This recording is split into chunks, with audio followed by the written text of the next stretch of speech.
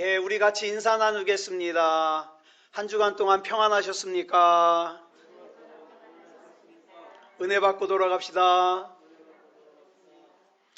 예, 이 시간에는 말라기서 3장 13절부터 18절 말씀까지 읽었습니다. 은혜 받을 말씀의 제목은 하나님의 결론을 믿는 믿음입니다. 하나님의 결론을 믿는 믿음. 저와 여러분이 이 세상을 살아가다 보면 이런저런 일들로 인해서 우리 마음이 상하고 무너질 때가 많습니다.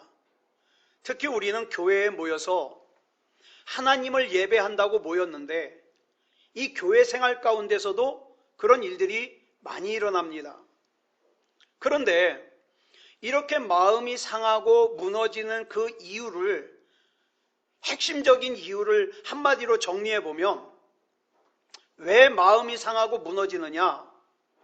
내 눈앞에 펼쳐지는 일들이 내가 생각하는 것과 다르니까요. 내가 기대하는 것과 다르니까 무너지는 거예요. 상처받는 거예요. 한 예를 들면 시편 73편을 쓴 기자가 누구냐면 아삽이라고 하는 사람입니다. 이 아삽이 자기가 생각할 때에는 악인은 죄를 졌으니까 당연히 이 악인은 하는 일마다 안 돼야 돼요. 또 사는 날 동안에는 병에 걸려서 골골거리며 살아야 돼요. 죽을 때에도 고통스럽게 죽어야 돼요. 왜? 악인이니까. 그게 아삽이 생각하는 악인이고 악인의 삶이에요. 그런데 이 아삽이 실제로 보니까 악인의 삶이 형통한 거예요. 죽을 때까지 병도 안 걸리고 건강하게 살다가 죽을 때에도 고통 없이 죽더라는 거예요. 그래서 이 아삽이라고 하는 사람은 악인이 자기가 생각한 것과 다르게, 자기가 기대한 것과 다르게 잘 사는 걸 보고 뭐라고 표현했느냐? 내가 거의 넘어질 뻔했다. 내가 미끄러질 뻔했다. 시험 들었다는 거죠. 시험 들었다. 그래서 여러분, 지금도 많은 사람들이 교회에서 신앙생활하다가 이렇게 자기가 생각하는 것과 다르니까, 자기가 기대하는 것과 다르니까 교회를 떠나고 신앙생활을 중단하고 믿음이 무너지는 사람이 많이 있다 이 말이에요. 지금도. 그런데 여러분, 이럴 때 우리가 반드시 기억해야 되는 것이 있습니다. 그게 뭐냐? 나는 하나님의 결론을 믿는다. 이 믿음이 있어야 돼요. 그래서 여러분, 잠언 24장 19절을 보면 이렇게 말씀하고 있어요. 시작. 너는 행악자들로 말미암아 분을 품지 말며 악인의 형통함을 부러워하지 말라. 아멘. 이렇게 말씀하고 있어요. 저는 그동안 교회 생활을 하면서 하나님께 실망했다고 시험에 든 사람들 많이 봤습니다. 헌금하는 것 때문에 시험 들고, 사람 때문에 시험 들고, 그래서 심지어는 신앙생활을 중단하고 그러죠. 또 시험 드는 원인 중에 하나가 뭐냐 하면, 내가 이렇게 신앙생활 잘했는데 하나님은 왜 나한테 이러냐는 거예요. 이렇게 신앙생활을 열심히 잘한 나를 왜 경제적으로 힘들게 하느냐는 거죠. 이렇게 신앙생활 잘한 나를 왜 몸이 아프게 하냐 이 말이에요. 어떻게 이렇게 신앙생활을 열심히 성실하게 잘한 나를 신앙생활하지 않은 사람들보다 더 인생이 초라하게 만드냐. 그래서 시험 들어요. 그렇다면 여러분, 우리가 성경을 보면서 이런 일에 시험 들지 않고 끝까지 믿음다운 믿음으로 사는 사람들에게는 어떤 특징이 있지 않겠습니까? 그 특징이 뭘까요? 제가 성경을 읽으면서 믿음의 사람들을 갖다가 한 사람 한 사람 생각해 보니까 특징이 있어요. 그 특징이 뭐냐? 하나님의 결론을 믿는 사람들이었어요. 그래서 오늘 말씀의 제목을 하나님의 결론을 믿는 믿음이라고 정해봤습니다. 여러분, 저는 하나님의 결론을 믿습니다. 그런데 전 지금 많이 힘들어요. 여러분이 생각하는 것보다 더 힘들어요. 많이 힘들어요. 그런데 내가 믿는 하나님께서 지금 당장 내 앞에 있는 이 어려운 문제를 어떻게 인도하실지 몰라요. 알면 좀 좋으련만. 몰라요. 물론 하나님께서 기적 같은 방법으로 저를 인도하실 수도 있지만 그러지 않을 수도 있어요. 그러나 제가 분명하게 믿는 건 뭐냐? 하나님께서 나를 위해서 준비하신 하나님의 결론은 제게 있어서 가장 좋은 결론일 거라는 걸 전 믿습니다. 물론 이 하나님의 결론을 향하여 가는 과정에서 하나님의 생각과 내 생각이 같지 않을 수 있어요. 또 나는 하나님이 나한테 이렇게 해주셨으면 좋겠다, 이렇게 이 문제를 해결해 주셨으면 좋겠다 하는 내가 기대하는 방법과 하나님이 일하시는 방법이 다를 수 있어요. 그런데 문제는 뭐냐면 이럴 때 내가 생각하기에 하나님의 방법보다, 하나님의 생각보다 내 방법이, 내 생각이 더 논리적이에요. 더 합리적이에요. 더 맞는 것 같아요. 그래서 하나님의 방법대로 나한테 해주시기보다 내가 해달라는 대로 해주는 게 더 좋을 것 같아요. 그런데 하나님이 일하시는 걸 보니까 하나님의 생각과 하나님의 방법이 마치 무엇과 같으냐? 한 예를 들면 여리고 성을 정복하는데 우리 생각은 어때요? 무기도 좀 좋고 싸움 잘하는 용사들을 좀 많이 보내주면 좋을 것 같은데 하나님이 싸우시는 방법이 뭐냐? 이스라엘 백성에게 너희들은 앞으로 6일 동안 매일 하루에 한 바퀴씩 여리고성을 돌아라. 7일째 되는 날은 7바퀴 돌아라. 말도 안 돼요. 여러분, 성을 도는 것과 이 성과 싸우는 것과 무슨 상관이 있어요? 말도 안 되고 이해도 안 되고 납득도 안 돼요. 이럴 때 어떻게 할까요? 저와 여러분이 살면서 많이 만나는 문제예요. 물론 우리는 교과서적인 답은 압니다.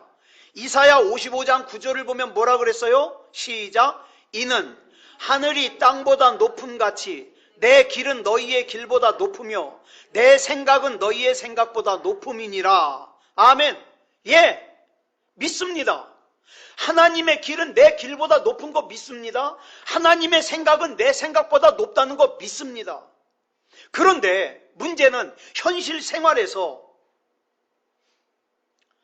내가 생각하는 내 길과 내 생각은 납득이 돼요. 이렇게 하면 잘 될 것 같아요. 이해도 잘 돼요.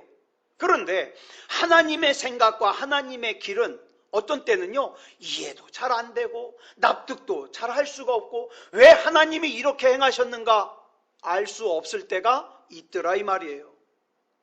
그렇다면 저와 여러분은 여기서 선택을 하나 해야 됩니다. 하나님께서 내 생각에 설득을 당하시던가 아니면 내가 하나님의 생각에 설득을 당하든가 둘 중에 하나를 해야 돼요. 여러분 뭘 원하시겠습니까? 하나님께서 여러분의 생각에 설득을 당하셨으면 좋겠습니까? 아니면 이해는 안 되지만 납득은 안 되지만 내가 하나님의 생각에 설득을 당하시겠습니까? 많은 사람들이 신앙생활을 하다가 이런 경우에 하나님께서 내 생각에 설득을 당하시길 원해요. 그렇지만 그렇게 하나님께서 내 생각에 설득을 당하시지 않고 내가 기대하는 방법대로 일하지 않으실 때 어떻게 합니까? 고민을 합니다. 갈등을 합니다. 시험에 듭니다. 저와 여러분이 아닌 것처럼 앉아있지만 내 생각대로 설득당하시지 않는 하나님을 향하여 사사 기드온처럼 원망과 불평을 할 때가 많아요. 사사기 6장을 보면 미디안이라는 민족이 이스라엘을 괴롭힙니다. 아니 곡식에 씨를 뿌려야 열매를 얻을 거 아니에요? 추수를 할 거 아니에요? 근데 꼭 곡식을 씨를 뿌릴 때만 되면 쳐들어와 가지고 종자까지 다 뺏어가 버려요. 그러니까 먹고 살 게 없어요. 이런 상황에서 12절을 보니까 여호와의 천사가 기드온에게 나타나서 이렇게 말씀하셔요. 줄신 것만 읽겠습니다. 시작. 큰 용사여, 여호와께서 너와 함께 계시도다. 그런데 이 상황이 이 말씀을 동의할 수 있는 상황이라면 좋겠는데 동의가 안 돼요. 그래서 13절을 보니까 기드온이 뭐라 그러냐, 이 13절 말씀이 좀 긴데 이 말씀을 정리하면 이런 얘기입니다. 여호와께서 나와 함께 계신다고요? 그게 무슨 말씀입니까? 당신의 말씀처럼 여호와께서 정말 나와 함께 계시다면 내가 오늘날 이런 괴로움을 왜 당해야 됩니까? 우리 조상들은 그동안 우리에게 이야기해 주기를 여호와께서 많은 기적을 행하셨다고 알려주셨습니다. 또 여호와께서 우리 조상들을 애굽에서 인도해 내셨다고 이야기했습니다. 그런데 지금 우리 현실을 보십시오. 우리는 지금 저 미디안 사람들에게 정복당해서 이렇게 비참하게 살고 있어요. 산속에서 숨어서 살고 있어요. 바위 틈에 숨어서 살고 있어요. 씨도 제대로 뿌리지 못해서 추수도 못합니다.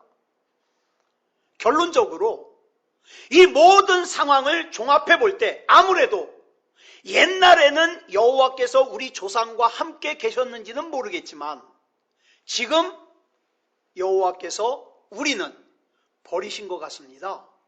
이게 기드온의 말이에요. 사사 기드온은 지금 하나님이 하시는 일이 이해도 되지 않을 뿐더러 마음에 들지도 않아요. 여호와께서 지금 나와 함께 계시다면 또 그동안 내가 들어서 알고 있는 또 믿고 있었던 그 하나님이 맞다면 어떻게 하나님께서 하나님을 믿는 우리를 하나님을 믿지 않는 저 이방 나라인 미디안 사람들에게 점령당하게 하고 괴롭힘 당하도록 이렇게 방치하고 고통을 당하게 할 수 있냐 이 말이에요. 왜 나를 힘든 상황에 몰아넣어서 자존심도 상하고 사람들 앞에서 내가 예수 믿는다는 말을 할 수조차 없을 정도로 민망하게 초라하게 만들 수 있냐 이 말이죠. 여러분 그런 경험 많지 않습니까? 전 많아요. 저 예전에 제 친구를 전도하려고 야 아무개야 예수 믿고 복 받자. 그러면 이 친구가 대번에 하는 말이 뭔지 알아요? 너 나보다 부자야? 아니. 너 나보다 공부 잘해? 아니. 야 복 받은 게 너 같으면 나 예수 안 믿어. 나 교회 안 가. 제가 얼마나 상처를 받았게요. 그런데 그런 상황들이 우리에게 자주 펼쳐진다 이 말이에요.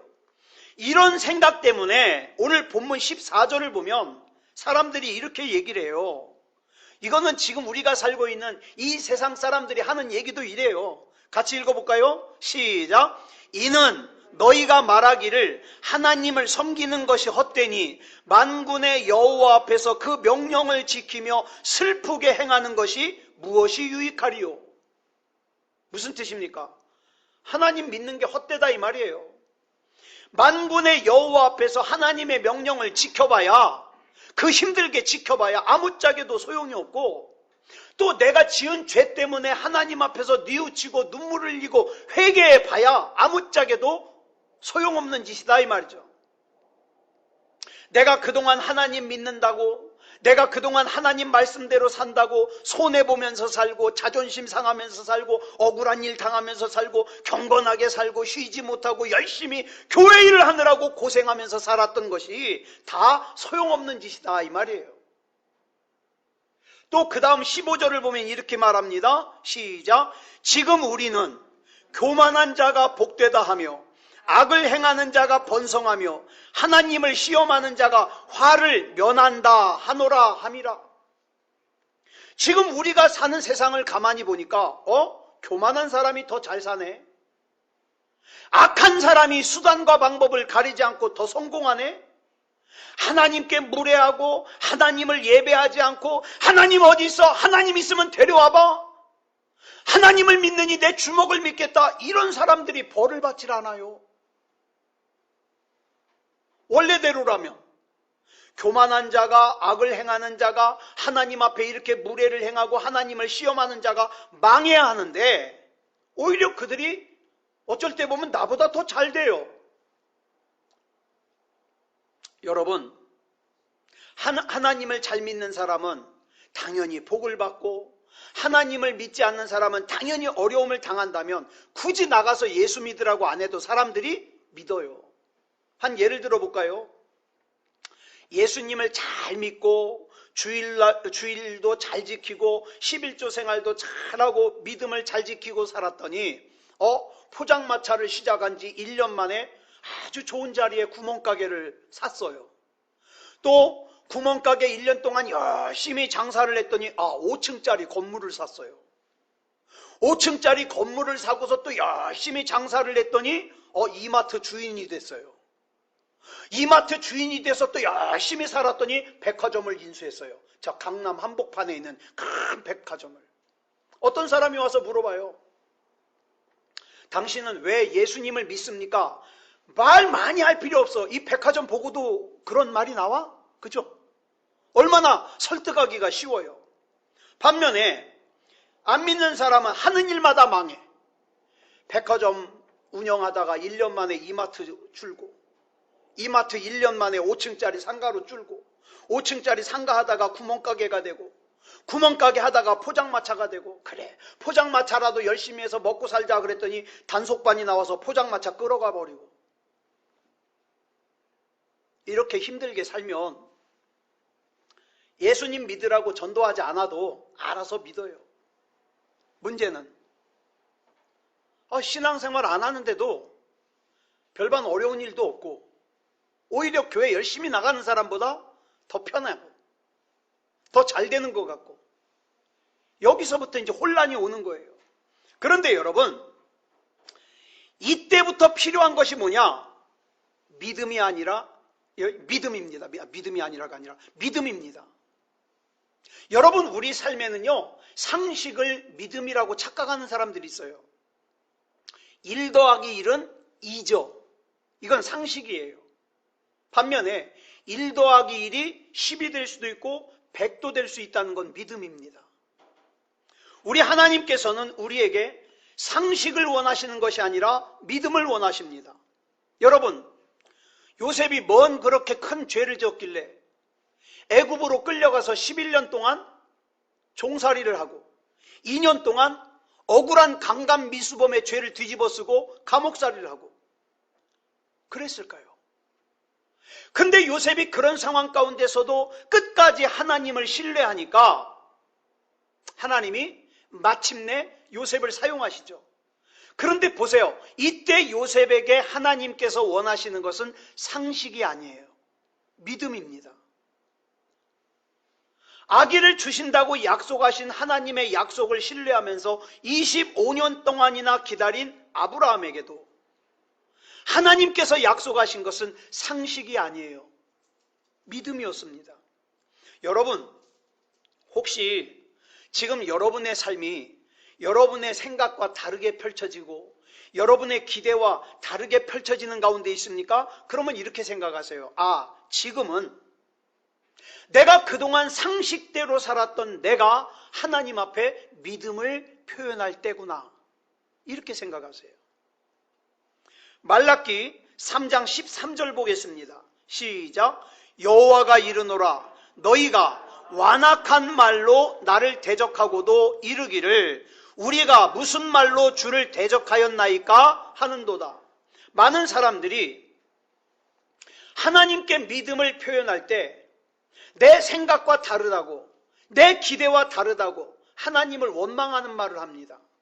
하나님을 불신하는 말을 합니다. 그러면서도 내가 지금 표현하고 있는 그 하나님을 원망하는 말이, 하나님을 불신하는 말이 죄라는 걸 몰라요. 하나님은 그렇게 욕먹을 짓 하셨다는 거예요. 왜 나를 힘들게 하냐는 거죠. 여러분, 여기서 말하는 완악한 말이 어떤 말이에요? 아까 우리가 읽은 본문 14절 이하에 나오는 그 완악한 말들이 나오죠. 하나님을 섬기는 것이 다 헛되다. 만군의 주 여호와 앞에서 하나님의 명령을 지키며 불편하게 산 것이 아무짝에도 쓸모없는 짓이었다. 내가 지은 죄 때문에 불편함을 느끼고 하나님 앞에서 눈물을 흘리면서 회개하고 뉘우치고 했던 것들이 아무짝에도 쓸데없는 짓이었다. 이게 다 완악한 말이에요. 지금은 교만한 사람들이 오히려 더 잘 산다. 악한 사람들이 성공한다더라. 그러면서 어떻게 해요? 내가 하나님 앞에 맘대로 살았는데도 하나님이 나 벌 안 주더라. 하나님께 무례를 행하고 시험을 해도 아무 징계를 당하지 않더라. 이게 다 완악한 말이에요. 그런데 말라기 2장 17절을 보니까 굉장히 중요한 말씀이 나와요. 뭐냐면 이렇게 우리가 의미 없이 내뱉은 이 완악한 말 한마디에 어때요? 하나님께서 괴로워하신대요. 같이 읽어볼까요? 시작. 너희가 말로 여호와를 괴롭게 하고도 이르기를 우리가 어떻게 여호와를 괴롭혀 드렸나이까 하는도다. 여러분, 우리의 불신앙적인 말에 하나님께서 괴로워하시고 상처를 받으신다는 거예요. 자, 본문 16절 말씀 보겠습니다. 그때에, 여기서 말하는 그때가 어느 때일까요? 본문 14절 이하에 나오는 많은 사람들이 그 완악한 말을 할 때에 그때에 어떻게 하셨습니까? 그 다음에 계속 읽겠습니다. 시작. 여호와를 경외하는 자들이 피차에 말하매 여호와께서 그것을 분명히 들으시고 그 가운데서 여호와를 경외하는 자와 그 이름을 존중히 여기는 자를 위하여 여호와 앞에 있는 기념책에 기록하셨느니라. 즉 주변에 있는 사람들이 완악한 말을 해요. 야, 무슨 신앙생활을 그렇게 극성스럽게 해? 그 예수 열심히 믿어봐야 소용없어. 너 그렇게 회개해봐야 소용없어. 좀 영리하게 살아. 융통성 있게 살아. 이 죄만 눈 딱 감고 한번 저지르면 돈 생기는데. 그러한 말들이 들려올 때 아니야, 나는 믿음이어야 돼. 나는 믿음다운 믿음이어야 돼. 그러면서 믿음의 말을 할 때 하나님께서 그 믿음의 말을 들으시고 기념책에 기록하신다 이 말이에요.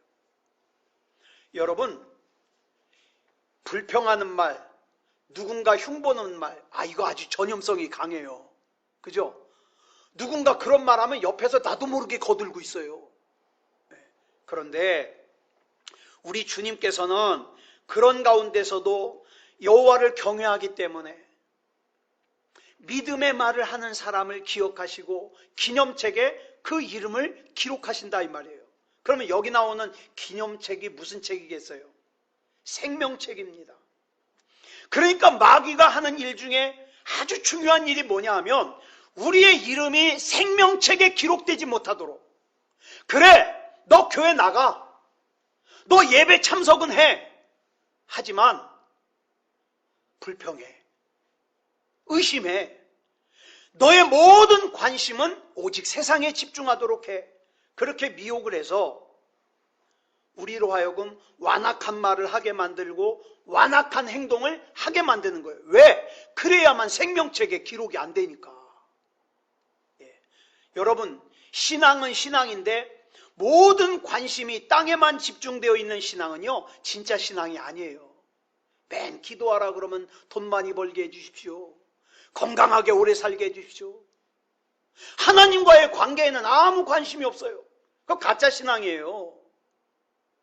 그래서 여러분, 누가복음 10장 20절에 보면 예수님께서 제자들을 전도를 내보냈는데 이 제자들이 나가가지고 예수님의 이름으로 귀신을 쫓아내고 병자를 고치고 와가지고 너무 신나가지고 막 예수님께 자랑을 하니까 예수님께서 이렇게 말씀하셔요. 시작. 귀신들이 너희에게 항복하는 것으로 기뻐하지 말고 너희 이름이 하늘에 기록된 것으로 기뻐하라.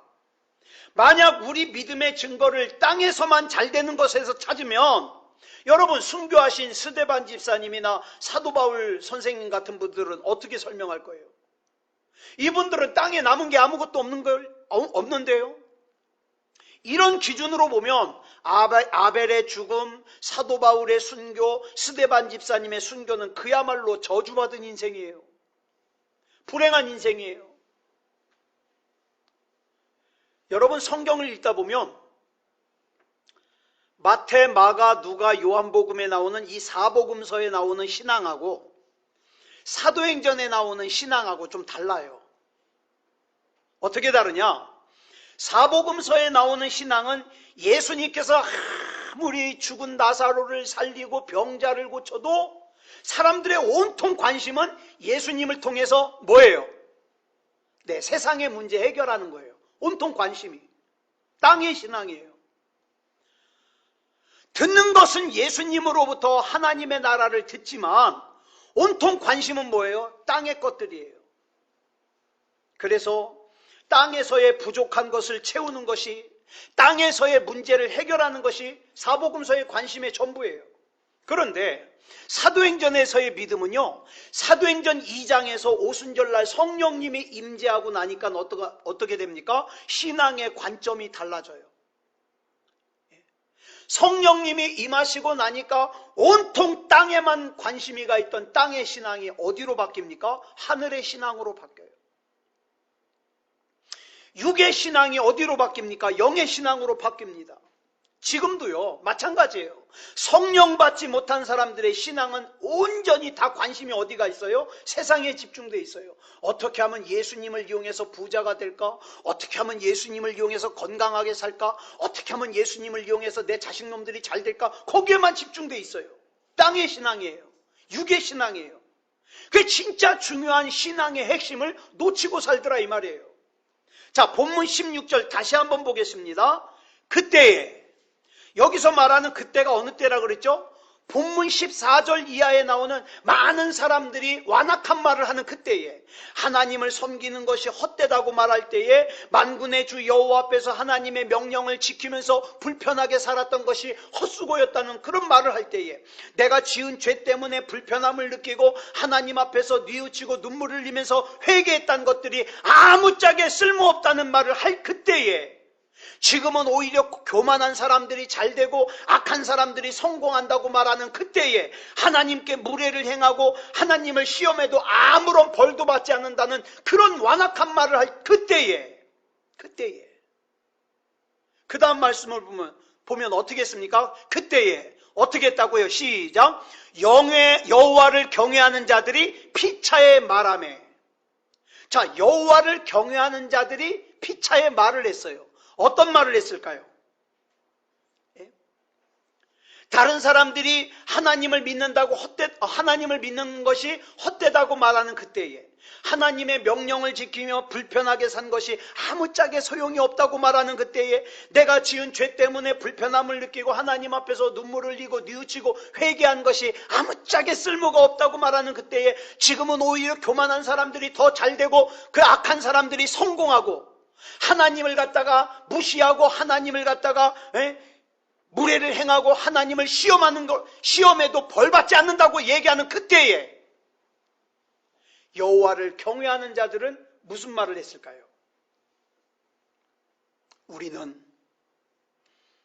믿음다운 믿음이어야 됩니다.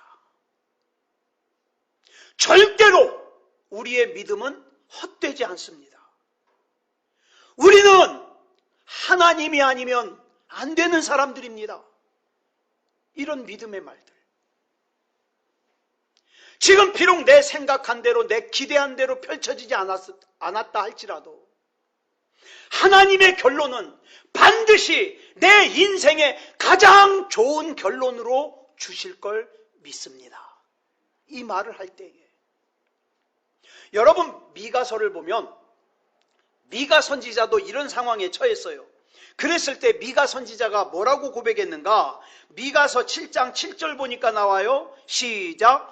오직 나는 여호와를 우러러보며 나를 구원하시는 하나님을 바라보나니 나의 하나님이 나에게 귀를 기울이시리로다. 아멘. 이런 사람들을 어찌 하나님께서 구원하시지 않겠어요? 이런 사람들을 어찌 하나님께서 책임지지 않겠어요? 하나님! 나는 하나님께서 책임지시는 사람이 되면 그걸로 충분합니다. 그랬더니 어떻게 됐다고요? 본문 16절 계속 봅니다. 시작. 여호와께서 그것이 뭐예요? 여호와를 경외하는 자들이 피차의 믿음의 말을 하는 그것을 계속 읽습니다. 시작. 분명히 들으시고 여호와를 경외하는 자와 그 이름을 존중히 여기는 자를 위하여 여호와 앞에 있는 기념책에 기록하셨느니라. 자, 그 다음 본문 17절 보겠습니다. 시작. 만군의 여호와가 이르노라. 나는 내가 정한 날에 그들을 나의 특별한 소유로 삼을 것이요, 또 사람이 자기를 섬기는 아들을 아낌같이 내가 그들을 아끼리니. 여기 보니까 하나님이 정한 날이 나와요. 하나님이 정한 날. 하나님께서 정하신 날에 애굽의 종으로 팔려갔던 요셉이 22년 동안의 한과 기다림이 끝납니다. 그동안은 내가 뭔 죄를 지어서 이 애굽까지 팔려와서 종살이를 해야 되는가? 내가 뭔 죄를 저질러서 이 파렴치한 강간 미수범의 누명을 쓰고 내가 감옥살이를 해야 되는가? 이유를 몰랐지만 하나님께서 정하신 날이 되고 나니까 자기를 애굽에 팔아먹은 형들이 자기 앞에 무릎을 꿇게 되고, 하나님께서 왜 나를 이렇게 보내셨는가 알 수 있게 되더라 이 말이에요. 하나님께서 정하신 날에 아브라함은 25년 만에 아브라함이 되었어요. 하나님께서 정하신 날에 다윗은 왜 내가 사울 때문에 그 고생을 해야 되는지 그 이유를 알게 됐어요. 여러분, 저와 여러분이 하나님 앞에 내 생각대로 되지 않은 문제 때문에, 내 기대대로 되지 않은 문제 때문에 눈물을 흘려서 기도합니다. 그런데 하나님의 정하신 날이 되면 내가 그 흘렸던 눈물의 의미를 알게 된다 그랬어요. 수많은 나의 계획들이 왜 어려움을 만났는지 그 이유를 알게 된다 그랬어요. 내가 원하고 기대했던 일들이 왜 내 기대대로 되지 않았는지 그 이유를 알게 된다 그랬어요. 우리 하나님은 언제까지나 잠잠하시고 침묵만 하시는 분이 아닙니다. 우리에게도 반드시 하나님의 정하신 때가 있습니다. 여러분은 믿음이 좋아서 안 그럴지 몰라요. 그런데 전 예수님 믿거든요. 저는 하나님의 결론을 믿거든요. 그런데 어떤 때는요, 정말 죽고 싶다는 생각이 들 정도로 힘들 때가 있어요. 정말 그냥 안 일어나면 얼마나 편할까, 이런 생각이 들 때가 있어요. 그리고 더 중요한 게 뭔지 아십니까? 내가 그렇게 힘들다는 거 내가 믿는 하나님이 아세요. 모르면 몰라서나 그렇다 그러지 아세요. 그리고 그냥 놔두세요. 그러면 하나님께서 내가 힘든 거 아시는데도 왜 가만히 보고만 계실까요? 그 이유가 본문 18절에 나와요. 같이 읽겠습니다. 시작. 그때에 너희가 돌아와서 의인과 악인을 분별하고 하나님을 섬기는 자와 섬기지 아니하는 자를 분별하리라. 이것 때문에 그래요. 의인과 악인을 분별하기 위해서, 하나님을 진짜로 섬기는 자와 하나님을 진짜로 섬기지 않으면서 섬기는 척만 하는 사람을 구별하기 위해서. 물론 우리 하나님께서는 저와 여러분이 힘들게 사는 거 원치 않으십니다. 그런데 여러분 한번 생각해 보세요. 무조건 편하게만 해주면 이게 누가 의인이고 누가 악인인지 몰라요. 누가 구원받을 만한 믿음을 가진 사람인지 아닌지 몰라요. 누가 하나님을 진짜로 섬기는 자인지 누가 섬기는 척만 하는 자인지 몰라요. 누가 진짜 여호와를 경외하는 사람인지 아닌지 몰라요. 그렇기 때문에 언제인가는 모르지만 하나님의 정하신 때가 되면 그때에는 누가 의인이구나, 누가 악인이구나, 누가 진짜로 하나님을 섬기는 자구나, 누가 하나님을 섬기지 않으면서 섬기는 척만 했구나, 누가 진짜로 하나님을 경외하는 자구나 아니구나 알게 될 거라 이 말이에요.